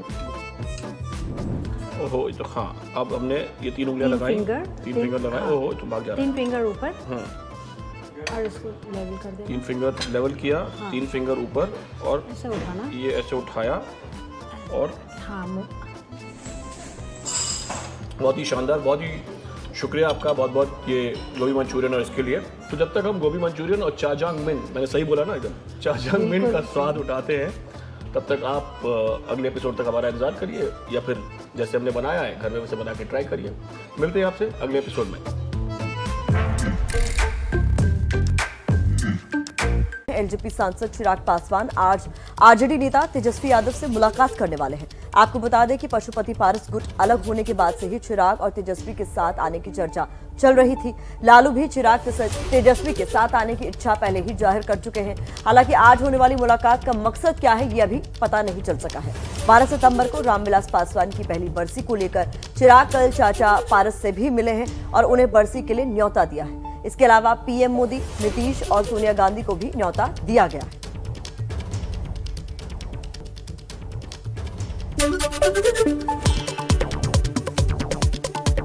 अफगानिस्तान में तालिबान की अंतरिम सरकार का ऐलान हुआ। मुल्ला हसन अखुंद को प्रधानमंत्री चुना गया। मुल्ला अब्दुल गनी बरादर और मौलवी अब्दुल सलाम हनाफी को उप प्रधानमंत्री की जिम्मेदारी मिली। कुल 33 मंत्री बनाए गए हैं, कोई महिला शामिल नहीं। तालिबान की अंतरिम सरकार में सिराजुद्दीन हक्कानी को गृह मंत्री, मुल्ला याकूब को रक्षा मंत्री और अमीर मुत्तकी को विदेश मंत्री बनाया गया है। मुल्ला हिदायतुल्लाह बद्री को वित्त और नजीबुल्लाह हक्कानी को सूचना प्रसारण मंत्रालय सौंपा गया है। किसी भी महिला को जगह नहीं दी है।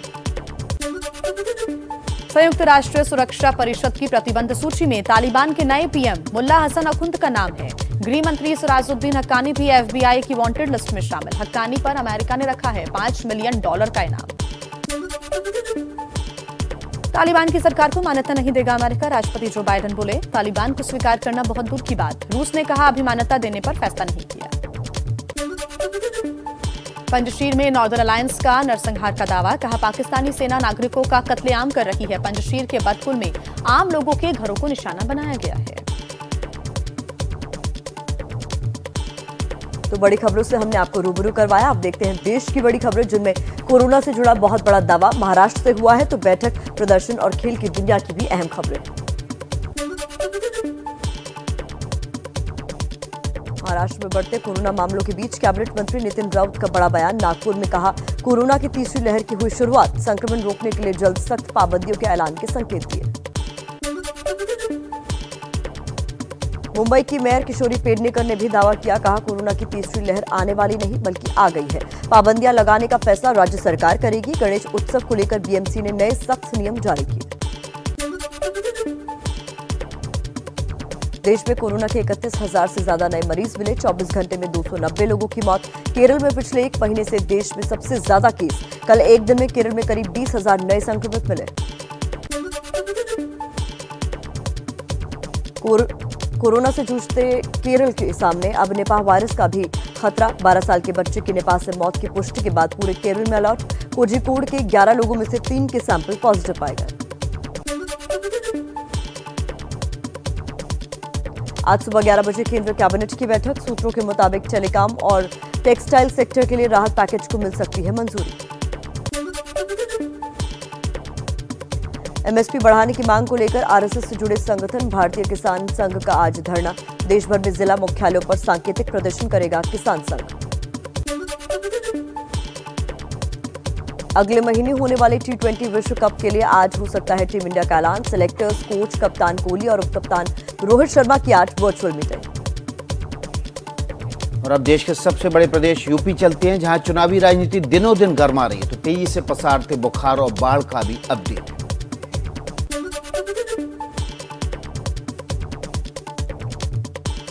यूपी को 14 सितंबर को पीएम मोदी 2 सौगातें देंगे। अलीगढ़ में राजा महेंद्र प्रताप सिंह विश्वविद्यालय के साथ साथ डिफेंस कॉरिडोर का शिलान्यास करेंगे। कांग्रेस ने मिशन यूपी तेज किया। पार्टी महासचिव प्रियंका गांधी 10 और 11 सितंबर को लखनऊ में रहेंगी। प्रदेश चुनाव समिति और सलाहकार समिति के साथ बैठक करेंगे। एआईएमआईएम प्रमुख असदुद्दीन ओवैसी के मिशन यूपी का दूसरा दिन आज। सुल्तानपुर में जनसभा को संबोधित करेंगे।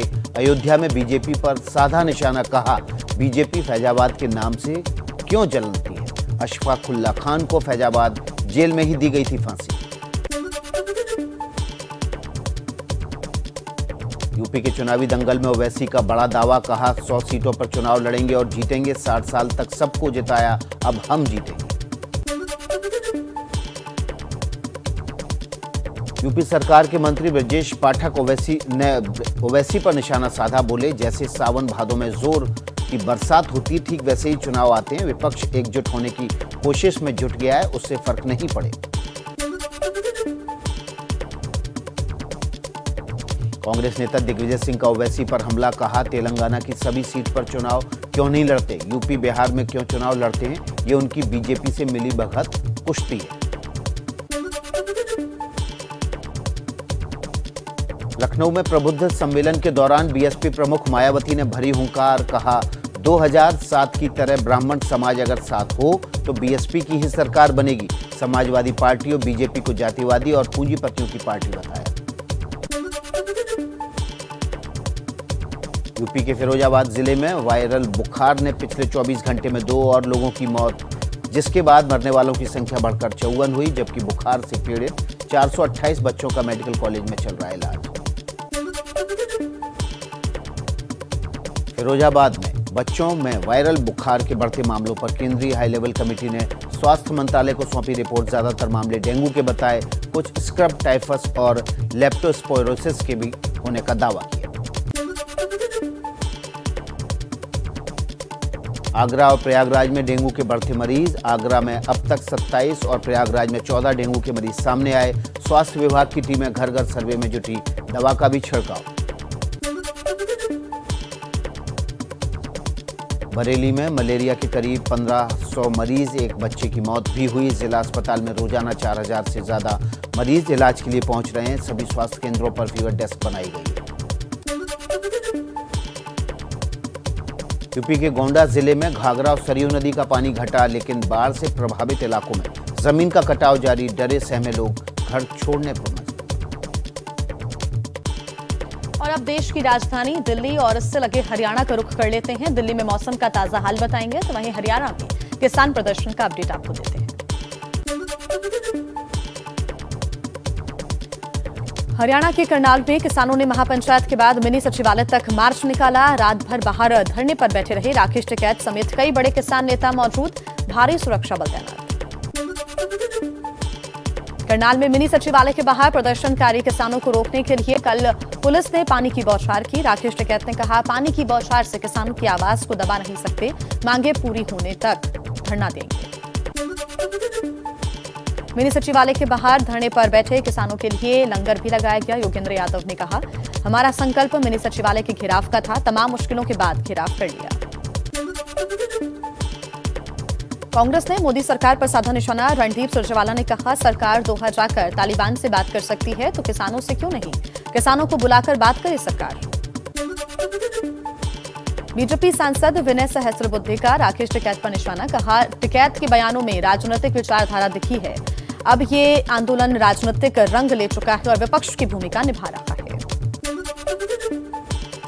कृषि कानूनों पर बनी कमेटी के सदस्य अनिल धनवट ने सुप्रीम कोर्ट के चीफ जस्टिस को लिखी चिट्ठी, कमेटी की रिपोर्ट सार्वजनिक करने की भी गुजारिश की है। दिल्ली में रामविलास पासवान के सरकारी बंगले में मूर्ति लगवाने का विवाद गर्मा चुका है। चिराग गुट के नेता यामिनी मिश्रा का बयान सामने आया। कहा, इसे स्मारक बनना चाहिए। सरकार ने इसे रेल मंत्री अश्विनी वैष्णव को अलॉट कर दिया है। कोरोना के अलावा डेंगू, मलेरिया और चिकनगुनिया जैसी बीमारियों ने दिल्ली एनसीआर के लोगों के लिए खतरा बढ़ाया। डॉक्टर और जानकारों ने लोगों से और भी ज्यादा सचेत रहने को कहा है। दिल्ली में 100 के पार हुए इस साल डेंगू के कुल मामले। अब तक 124 मामलों की पुष्टि, इनमें से 72 डेंगू के केस अकेले अगस्त महीने में सामने आए। दिल्ली एनसीआर में कल रात तक रुक रुक कर होती रही बारिश। मौसम विभाग के मुताबिक आज भी यही सिलसिला चलता रहेगा। फिर कल से 5 से 6 दिन तक तेज बारिश का है अनुमान। चलिए अब महाराष्ट्र की तरफ चलते हैं, जहां बादल खूब बरस रहे हैं और अगले 24 घंटे के लिए भी चेतावनी जारी कर दी गई है। मुंबई समेत महाराष्ट्र के कई इलाकों में भारी बारिश से जलजमाव। घाटकोपर, अंधेरी और चर्चगेट जैसे कई इलाकों में पानी भरने से ट्रैफिक दिखा सुस्त। महाराष्ट्र के कोंकण क्षेत्र में कल तक भारी बारिश का येलो अलर्ट जारी। मुंबई में भारी बारिश से अंधेरी सबवे में फिर पानी भरा। एहतियातन सबवे को बंद किया गया। हालांकि हिंदमाता, सायन और गांधी मार्केट जैसे निचले इलाकों में देर रात तक जलजमाव जैसी स्थिति बनी रही। महाराष्ट्र के रत्नागिरी जिले में भारी बारिश से बाढ़ जैसे हालात बने। गलियों और घरों में पानी भरा। दुकानों में भी कमर तक पानी दिखाई दिया। बुल्ढाना जिले में मूसलाधार बारिश से सभी नदी और नाले उफान पर। किसानों की ज्यादातर फसलें चौपट। प्रशासन के मुताबिक 2 युवक और 5 जानवरों के बहने की भी सूचना मिली। महाराष्ट्र के परभणी में भी लगातार बारिश ने लोगों की मुसीबत बढ़ाई। जगह जगह पानी भरा, सड़कों पर लोगों की गाड़ियां तक बंद हो गई। महाराष्ट्र के वसूली कांड में आरोपी मुंबई के पूर्व पुलिस कमिश्नर परमबीर सिंह के खिलाफ जमानती वारंट जारी। चांदीवाल जांच आयोग के सामने पिछली 3 बार से पेश नहीं हुए हैं परमबीर। और अब एमपी और छत्तीसगढ़ का हाल जान लेते हैं। दिखाएंगे एमपी में बच्चों की चपेट में लेती बीमारी और छत्तीसगढ़ की राजनीति से जुड़ी कुछ खबरें आपके सामने।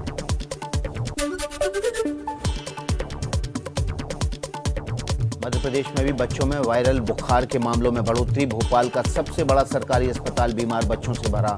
डॉक्टर बोले 1 हफ्ते में बच्चों के वायरल बुखार के केस दोगुने हुए। इंदौर में वायरल और डेंगू बुखार से पीड़ित मरीजों की संख्या में तेजी से बढ़ोतरी। निजी से लेकर सरकारी अस्पतालों तक में मरीजों की लाइन। नेहरू अस्पताल में पहुंच रहे हैं रोजाना 750 मरीज। एमपी के अशोकनगर में स्कूल से घर लौट रहे बच्चों ने उफनती नदी पार करने की कोशिश की तो 3 बच्चियां बहने से बाल बाल बची। एक साथी ने छलांग लगाकर बहने से बचाया। छत्तीसगढ़ के सीएम भूपेश बघेल के पिता नंद कुमार बघेल की रायपुर कोर्ट ने 14 दिनों की न्यायिक हिरासत में भेजा।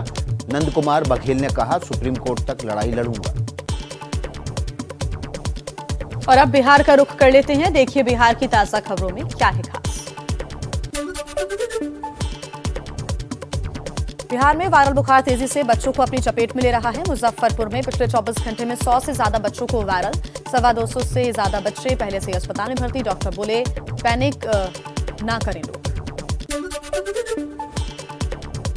पटना में बिहार के सबसे बड़े अस्पतालों में से एक एनएमसीएच में निमोनिया, बुखार और सर्दी खांसी से पीड़ित बच्चों की संख्या में लगातार हो रहा है इजाफा।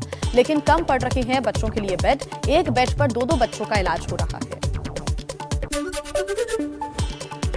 12 सितंबर को रामविलास पासवान की पहली बरसी का पटना में होगा आयोजन। चिराग पासवान ने चाचा पशुपति पारस को घर जाकर न्योता दिया।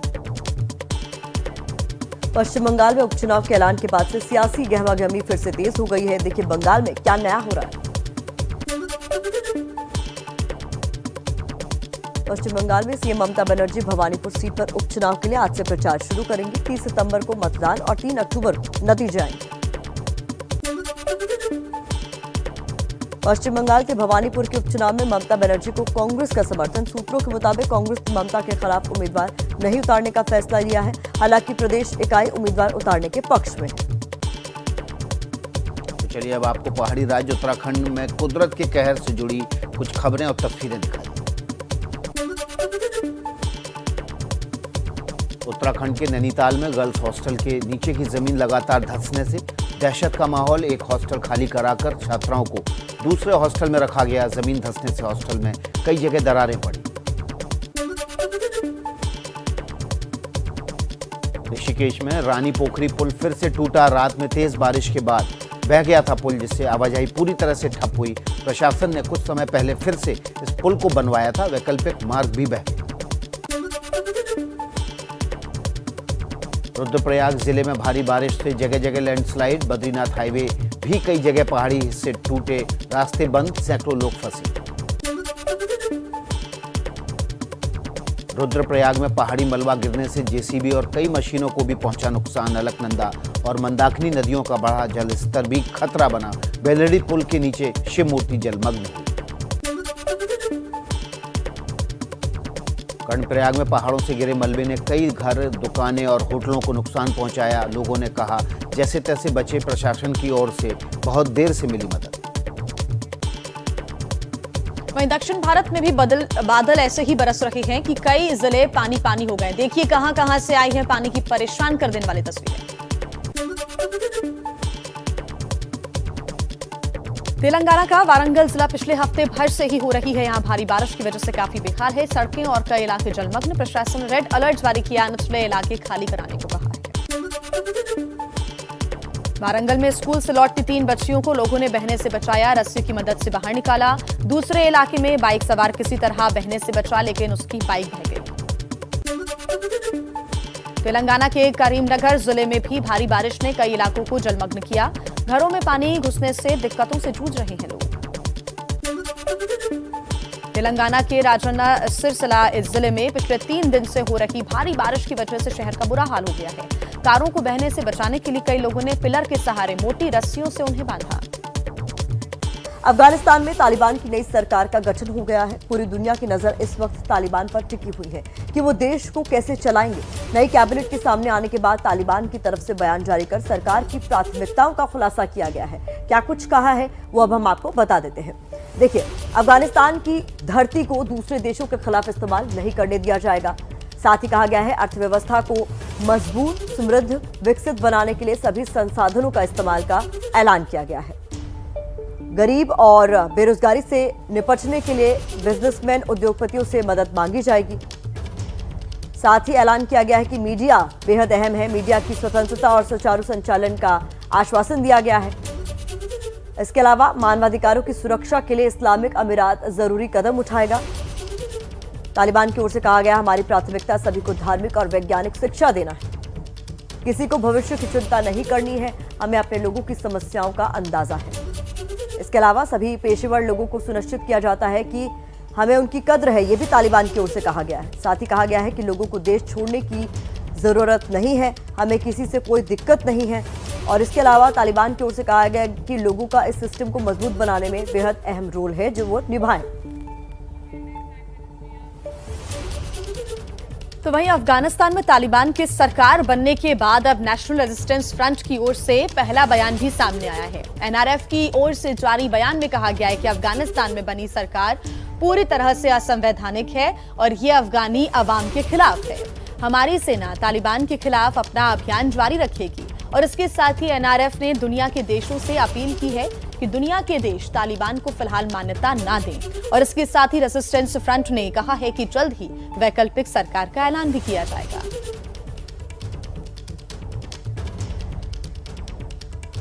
हालांकि एनआरएफ ने ये जारी किया है, कहा है कि अभी मान्यता तालिबान सरकार को ना दी जाए। नई सरकार पर एनआरएफ ने अपना ये पहला बयान जारी किया है। अफगानिस्तान में जो सरकार बनी है वो असंवैधानिक है, एनआरएफ का ऐसा कहना है। नई सरकार पर कोई भी देश अभी तालिबान सरकार को इजाजत ना दे, मान्यता ना दे। अफगानिस्तान में बनी सरकार पूरी तरह से असंवैधानिक और अफगानी आवाम के खिलाफ है, ये एनआरएफ ने कहा है। पहला बयान सामने आया, कल कैबिनेट में कई मंत्रियों को ऐड किया गया है। चीन और पाकिस्तान दोनों के इरादे नेक नहीं लग रहे। चीन ने अपने वेस्टर्न कमांड में नए कमांडर को नियुक्त किया है। बड़ी बात यह है कि भारत के साथ एलओसी की सुरक्षा का जिम्मा वेस्टर्न कमांड के पास ही होता है। जिनपिंग ने जनरल वांग हेजियांग को वेस्टर्न कमांड का नया चीफ बनाया है। दूसरी खबर पाकिस्तान से मिल रही है। पाकिस्तानी सेना ने भी अपने कुछ बदलाव किए हैं। पाक सेना ने रावलपिंडी कॉर्प्स में नया कमांडर नियुक्त किया है। Lieutenant general Sahir Shamshad Mirza Rawalpindi corps के नए प्रमुख होंगे, जिनमें एलएसी की निगरानी होती है। यानी एलओसी से लेकर एलएसी से लेकर एलओसी तक नए कमांडर तैनात किए गए हैं। चीन और पाकिस्तान की नई चाल सीमा पर एक बार फिर से देखने को मिल रही है। एलएसी पर चीन ने नया कमांडर नियुक्त कर दिया है, तो वहीं एलओसी पर पाकिस्तान ने नया कमांडर नियुक्त किया है।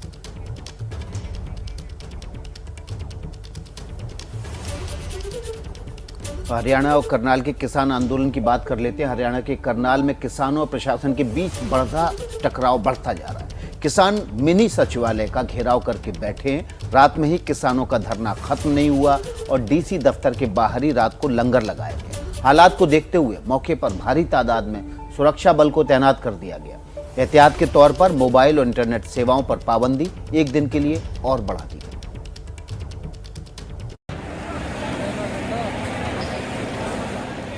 करनाल में कल सुबह से लेकर देर रात तक चले घमासान के आज और तेज होने की आशंका है। कल किसानों ने महापंचायत के बाद मिनी सचिवालय तक मार्च निकाला। किसानों को रोकने के लिए पुलिस ने पानी की बौछार छोड़ी, लेकिन वो प्रदर्शनकारियों को रोक नहीं पाई। इसके बाद किसान अपनी मांगों को लेकर मिनी सचिवालय के बाहर धरने पर बैठ गए और रात को वहीं पर लंगर लगाकर ये संकेत दे दिया कि वो यहाँ से हिलने वाले नहीं हैं। आज हमारी जीत हुई है, क्योंकि ये कह रहे थे कि पार्लियामेंट विधान सेक्रेटरीट में जाने नहीं देंगे। और देखो, हम आए भी, हमने घेराबंदी भी तोड़ी और हम यहाँ पे बैठे भी हैं। किसानों के तेवर देख प्रशासन भी एक्टिव मोड में नजर आ रहा है। प्रशासन ने मौके पर सुरक्षा बलों की भारी तैनाती की है। वैसे कल दिन में पुलिस ने प्रदर्शनकारियों को मिनी सचिवालय तक जाने से रोकने की पुरजोर कोशिश की थी, लेकिन किसान पीछे नहीं हटे।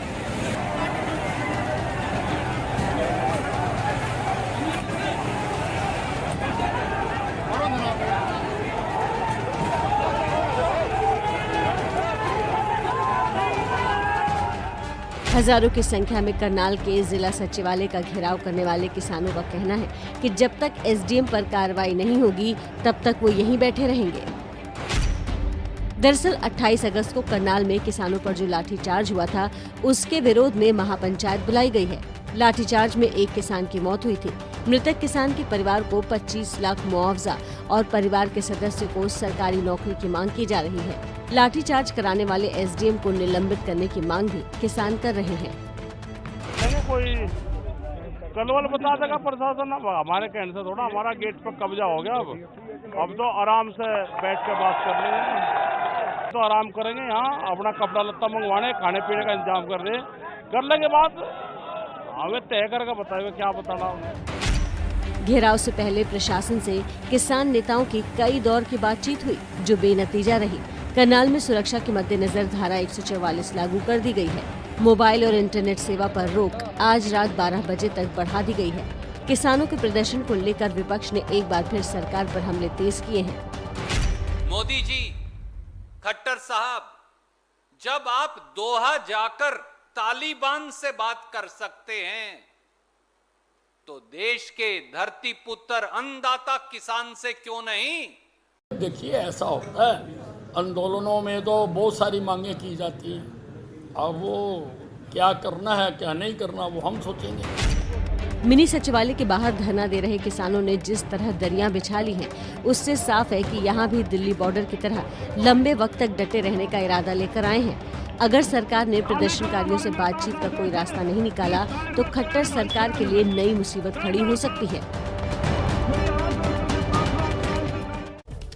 तो देखिए, इसी खबर पर ग्राउंड जीरो से हमारे संवाददाता अंकित गुप्ता जुड़ गए हैं। अंकित का रुख कर लेते हैं। अंकित, क्या अभी हालात हैं? किसान डटे हुए हैं और क्या बातचीत के लिए कुछ नई समय सीमा तय हुई है? कुछ नया वक्त निकलकर सामने आया जब दोनों पक्ष आपस में बातचीत कर पाए?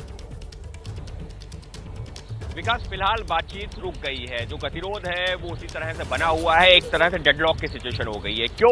क्योंकि कल जो है दोपहर में जब किसानों ने महापंचायत बुलाई थी, दोपहर में 1 बजे से लेकर 3 बजे तक प्रशासन के साथ बातचीत हुई। जो किसानों की मांग थी कि जो एसडीएम है, जिन्होंने आदेश दिया था, जिनके आदेश पर लाठीचार्ज हुआ था 28 अगस्त को, उनके खिलाफ मुकदमा दर्ज होना चाहिए, परिवार को मुआवजा मिलना चाहिए, इस तरीके की कई सारी मांगे की गई थी, जिस पर जो है सहमति नहीं बन पाई थी, जिसके बाद में मार्च किया गया। और आज की तारीख में अगर मैं बात करूं, मैं आपको तस्वीरें जो दिखाने की कोशिश करता हूं, हालांकि हम थोड़ा सा जो है उस जगह से दूर पर है जहां पर वो मिनी सचिवालय है। ये सामने जो रास्ता जाता है, ये सामने मिनी सचिवालय है। यहाँ पर अभी भी हमको जो है किसान आते जाते दिख रहे हैं। और बात की जाए जो किसान नेताओं की, तो वो भी यहाँ पर मौजूद है। हालांकि पिछले जो है कुछ देर से हमको जो है जो बड़े किसान नेता हैं वो यहाँ पर नजर नहीं आ रहे। संभवतः वो अभी कुछ नहाने धोने या फ्रेश होने के लिए गए होंगे। लेकिन अभी जानकारी ये दी जा रही है कि प्रशासन की तरफ से अब जो है गेंद उनके पाले में डाल दी गई है। यानी कि प्रशासन और सरकार को तय करना है कि आखिर वो क्या करना चाहते हैं, क्योंकि जो किसान नेता हैं उन्होंने अपनी बातें जो है कमरे के अंदर भी रख दी थी, और अब कमरे के बाहर जब यहाँ पर जो है घेराव किया है, यहाँ पर भी उनकी वही मांगे हैं। लिहाजा सरकार और प्रशासन तय करे कि वो उन मांगों को मान रहे हैं या नहीं। बिल्कुल, ये देखना होगा कि आगे क्या बातचीत होती है और क्या रुख अख्तियार किया जाता है सरकार की भी तरफ से और किसानों की भी तरफ से, क्योंकि वो अपनी मांगों पर लगातार अड़े हुए हैं। उठने की बात नहीं कह रहे हैं। उनका कहना है कि जब तक उनकी मांगे पूरी नहीं हो जाती वो अपना धरना खत्म नहीं करेंगे। अंकित, बहुत धन्यवाद आपका जानकारी के लिए। विधानसभा में नमाज के लिए अलग कमरा आवंटित करने का मामला अब तूल पकड़ता जा रहा है और इस फैसले के विरोध में आज बीजेपी ने विधानसभा घेराव का ऐलान किया है। झारखंड की तर्ज पर उत्तर प्रदेश विधानसभा में भी नमाज के लिए अलग कमरा देने की मांग उठी। समाजवादी पार्टी के नेता इरफान सोलंकी ने ये मांग रखी है।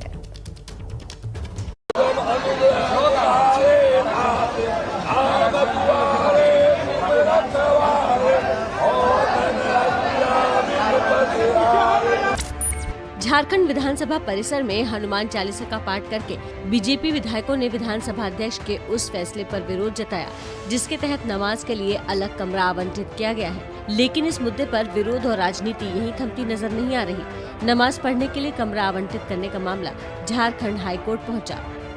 भैरव सिंह जो रांची के निवासी हैं, उन्होंने एक जनहित याचिका दायर की है। उसमें है कि विधानसभा स्पीकर को पावर नहीं है कि अपने एक प्रेमाइसेस को दे दिया जाए कि एक पर्टिकुलर कम्युनिटी के लोगों के लिए प्रेयर करने, क्योंकि सेकुलरिज्म जो है 42nd अमेंडमेंट में डिफाइंड है। तो उसको जुडिशियल रिव्यू किया जाए और यह देखा जाए कि क्या किसी पब्लिक के पैसे से बने हुए प्रेमाइसेस में कोई प्रेयर करने के लिए या अन्य कोई काम के लिए ऐसा दिया जा सकता है। झारखंड की राजनीतिक तपिश बिहार पहुंचने लगी है। बिहार में भी अब नेता विधानसभा में धार्मिक गतिविधियों के लिए जगह मांग रहे हैं। बीजेपी के विधायक हरिभूषण ठाकुर बचौल ने बिहार विधानसभा में हनुमान चालीसा पढ़ने और प्रार्थना करने की जगह दी जाए। जब धर्मनिरपेक्ष राज्य और राष्ट्र है, उसमें एक समुदाय विशेष के लिए तुष्टिकरण की नीति के तहत अगर नमाज रूम कहीं आप दे रहे हैं तो क्यों नहीं प्रार्थना रूम दीजिएगा, हनुमान चालीसा रूम क्यों नहीं दीजिएगा? देना पड़ेगा, क्योंकि संविधान बराबर का विधान सबके लिए एक समान होना चाहिए। वोट बैंक की दृष्टि से और तुष्टिकरण की दृष्टि से कुछ नहीं होना चाहिए। यूपी में भी ये मुद्दा सियासी गर्मी बढ़ाने लगा है। समाजवादी पार्टी के विधायक इरफान सोलंकी ने ऐसे ही प्रार्थना कक्ष की मांग की। हमारी विधानसभा की कार्रवाई चलती है तो हम लोग जो मुसलमान विधायक हैं वो अक्सर कार्रवाई छोड़ के मस्जिद जाते हैं नमाज पढ़ने के लिए। अगर विधानसभा में ही एक प्रेयर रूम हो, एक अच्छा काम है। अगर विधानसभा अध्यक्ष चाहे तो इसमें विचार भी कर सकते हैं और एक कमरा बना देने से न कोई हानि होगी न किसी को कोई तकलीफ होगी। यूपी में विधानसभा में नमाज के लिए अलग अलग कमरों की मांग पर ओवैसी ने अखिलेश यादव पर निशाना साधा है। पहले उनसे ये पूछ लीजिए कि अखिलेश यादव की राय क्या है। अखिलेश यादव अपनी मुंह से क्यों नहीं बोलते बात? ये जो मौसूफ का आप नाम लिए, ये सिर्फ इस तरह की बातें करते हैं। जब मुजफ्फरनगर का कांड हुआ, भारत की आज़ादी के बाद 50,000 से ज़्यादा लोग बेघर हो गए। उस वक्त तो इनकी ज़बान बंद थी, गूंगे बने हुए थे। उस वक्त उनको उस मस्जिद याद नहीं आई जो आज मुजफ्फरनगर वीरान हो चुकी है। विधानसभा परिसर में धार्मिक गतिविधियों की मांग को लेकर सियासत और तेज होने की संभावना है। यूपी विधानसभा चुनाव से पहले समाजवादी पार्टी की तरफ से उठी इस मांग पर विरोध की आवाज मुसलमानों की बात कहने वाले ओवैसी की तरफ से आई है। बाकी पार्टियां भी हालात और सियासी नफा नुकसान का आकलन करने के बाद धीरे धीरे अपने पत्ते खोलेंगी।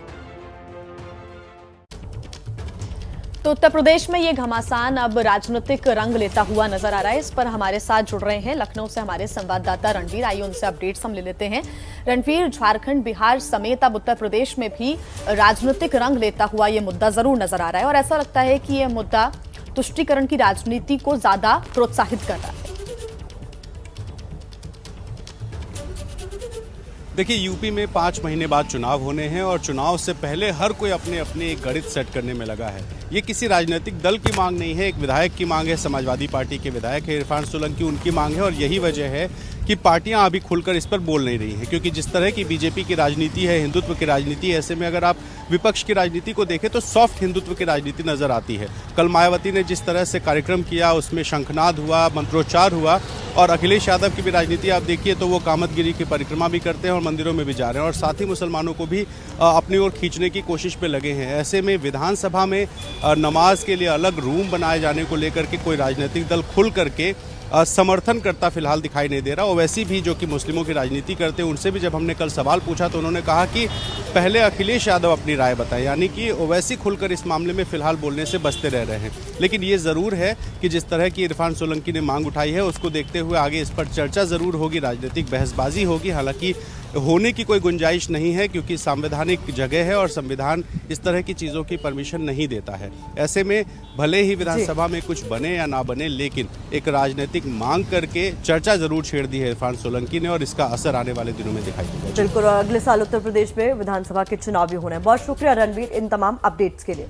AIMIM प्रमुख असदुद्दीन ओवैसी के 3 दिवसीय यूपी दौरे का आज दूसरा दिन है।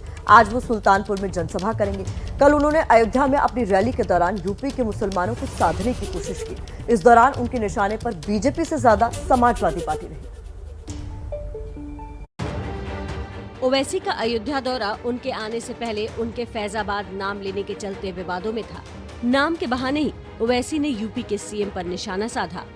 क्या कहा उन्होंने कि ओवैसी को अयोध्या नहीं जा रहे? मेरे भाई, अयोध्या भी जाएंगे, क्यों नहीं जाएंगे? इनको नाम फैजाबाद से इतनी जलन क्यों है? पेट में दर्द क्यों होता है? ओवैसी जानते हैं कि जिस मुस्लिम वोट के सहारे वो यूपी के चुनावी रण में खम ठोक रहे हैं, उसका बड़ा हिस्सा समाजवादी पार्टी के साथ है। इसलिए रुदौली की इस सभा में बीजेपी से ज्यादा उनके टारगेट पर अखिलेश यादव रहे। समाजवादी पार्टी के अखिलेश यादव ये कहते हैं कि ओवैसी की जबान से जो अल्फाज निकलते हैं वो बड़े कड़वे होते हैं। अखिलेश यादव आ जाओ रुदौली में, तुम एक तरफ मैं एक तरफ, इस जनता को बात करेंगे, बोलेंगे। यूपी में एक तरफ ब्राह्मण वोटों पर हर दल की नजर है, तो हैदराबाद से आए असदुद्दीन ओवैसी मुसलमानों को अपना ट्रम्प कार्ड बनाना चाहते हैं। यूपी की राजनीति में मुस्लिम वोट बहुत मायने रखता है। ऐसे में ओवैसी की एंट्री से यूपी विधानसभा चुनाव में सत्ता के समीकरण बदल सकते हैं। आज सुल्तानपुर में दौरे के बाद कल बाराबंकी में वो जनसभा करेंगे। बड़ा सवाल ये है कि बिहार चुनाव में ओवैसी को जो कामयाबी मिली थी, क्या यूपी में भी वैसा ही कमाल दिखा पाएंगे?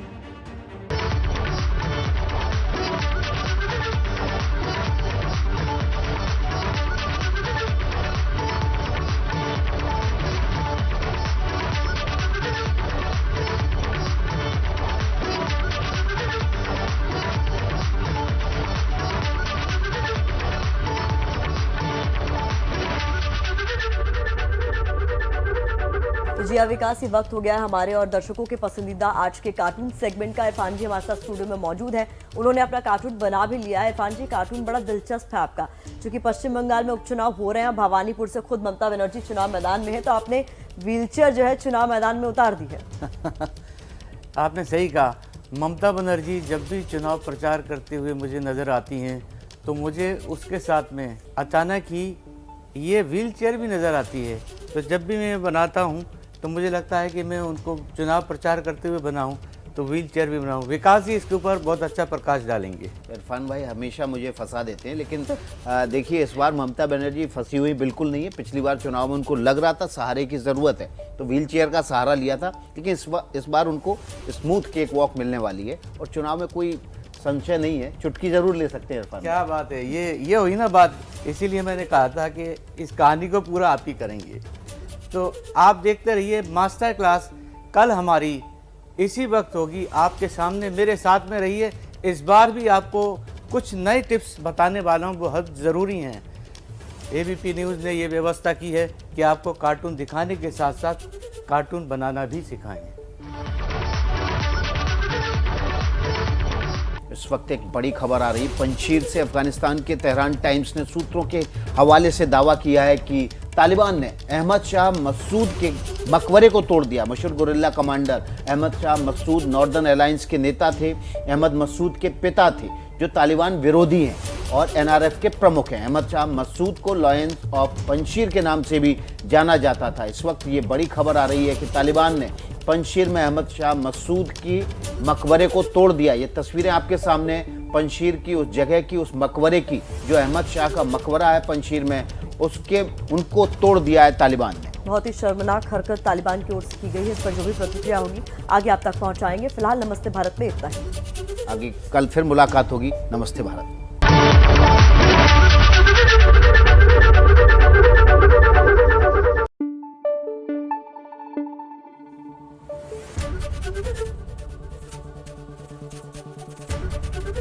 एबीपी न्यूज आपको रखे आगे।